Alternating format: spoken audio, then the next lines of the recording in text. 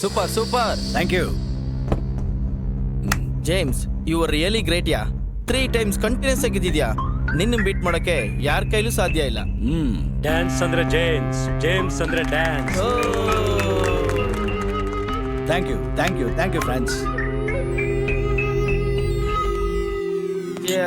Pooja, are you okay?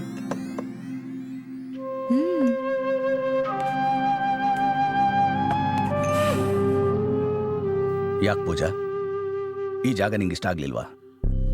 ಹಾಗೇನಿಲ್ಲ. ಮತ್ತೆ ಎಲ್ಲರೂ ಪಾರ್ಟಿನ ಎಂಜಾಯ್ ಮಾಡ್ತಾ ಇದ್ದಾರೆ, ನೀನ್ ಮಾತ್ರ ಡಲ್ ಆಗಿ ಕೂತಿದ್ಯಾ. ಯಾಕೆ? ನಾನು ನನ್ನ ಟೀಮ್ ಗೆದ್ದಿದ್ದು ನಿಂಗೆ ಇಷ್ಟ ಆಗ್ಲಿಲ್ವಾ? ಮಾತಾಡು ಪೂಜಾ, ಮಾತಾಡು. ನನಗೆ ನೀನ್ ಗೆದ್ದಿರೋದು ಖುಷಿನೇ ಆಗಿದೆ, ಬಟ್ ಅವ್ರು ಸೋತ್ರಲ್ಲ ಅಂತ ತುಂಬಾ ಬೇಜಾರಿದೆ. What you mean? ಏನ್ ನಿನ್ ಮಾತಿನ ಅರ್ಥ?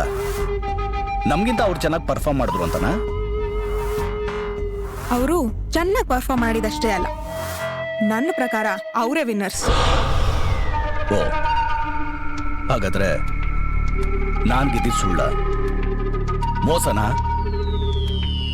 ಡಿಸೈಡ್ ಮಾಡಿ ಜಡ್ಜಸ್ ಸುದ್ದಡ್ರ, ಅಥವಾ ಜಡ್ಜಸ್ಗೆ ದುಡ್ಡು ಕೊಟ್ಟು ಈ ಕಾಂಪಿಟೇಷನ್ ಫಿಕ್ಸ್ ಮಾಡಿದೀನಿ ಅಂತನಾ?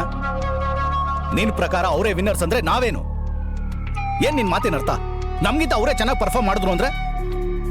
ಜೇಮ್ಸ್, ವಾಯ್ಸ್ ರೇಸ್ ಮಾಡಬೇಡ. ನನ್ನ ಒಪಿನಿಯನ್ ಹೇಳೋಷ್ಟು ಫ್ರೀಡಮ್ ನನಗಿಲ್ವಾ? ಇದು ನನ್ನ ಪರ್ಸನಲ್ ಒಪಿನಿಯನ್. ನನ್ನ ಅಭಿಪ್ರಾಯ ಹೇಳೋಷ್ಟು ಸ್ವತಂತ್ರ ನನಗಿಲ್ವಾ? ಅಭಿಪ್ರಾಯ ತಿಳಿಸೋದಕ್ಕೂ ಅರ್ಹತೆ ಬೇಕು. ಜೇಮ್ಸ್, ನೀ ನನ್ನ ಇನ್ಸಲ್ಟ್ ಮಾಡ್ತಾ ಇದೀಯಾ. ನಾನೊಬ್ಬ ಕ್ಲಾಸಿಕಲ್ ಡಾನ್ಸರ್ ಅನ್ನೋದನ್ನ ಮರಿಬೇಡ. ನೀನ್ ನನ್ನನ್ನ ಇನ್ಸಲ್ಟ್ ಮಾಡ್ತಾ ಇದೀಯ. ನೀನ್ ಕಲ್ತಿರೋ ಕ್ಲಾಸಿಕಲ್ ಡ್ಯಾನ್ಸ್ ತಾತನ ಕಾಲದಿಂದ ಇಂಪ್ರೂವೈಸೇ ಆಗಿಲ್ಲ, ಅದೇ ಸ್ಟೆಪ್ ನ ಹಾಕ್ತಾ ಇದ್ದೀರಾ.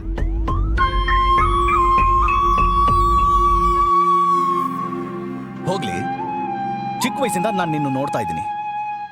ನೀನ್ ಒಂದಾದ್ರೂ ಕಾಂಪಿಟೇಷನ್ ಗೆದ್ದಿದ್ಯಾ?